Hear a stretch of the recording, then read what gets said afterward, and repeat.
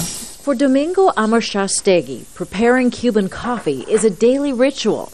But he says it's bittersweet, much like his memories of living in Cuba under the United States economic embargo. The U.S. put commercial limits on Cuba when Domingo was just a young man to push it towards democracy. After 50 years of waiting, Domingo says President Obama's recent relaxing of some restrictions is just a rehashing of a Clinton White House policy. Expectations were higher. And the fact that they are not coming up with fresh ideas, fresh initiatives, something that will go beyond what we have already experienced one way or another. Admittedly, this easing of restrictions is not a dramatic shift in White House policy towards Cuba.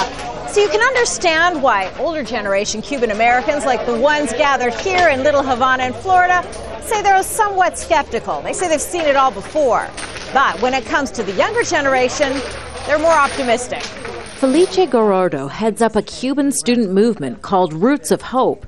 He says the communist government has just issued 75,000 self-employment licenses to offset massive state layoffs and encourage entrepreneurs. It's significant because for the first time there is some sort of a movement and some sort of change going on the island.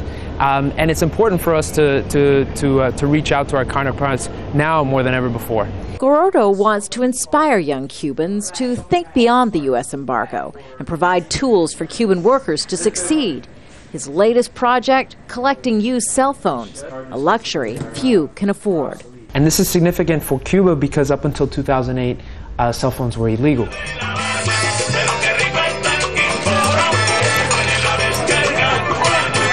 But many of the older Cubans are tired of what they call political game playing with their beloved island nation. What they want isn't a reworking of an old U.S. policy, but instead an entirely new one for Cuba teetering on the fringes of change. Kimberly, Halkett, Al Jazeera, Miami.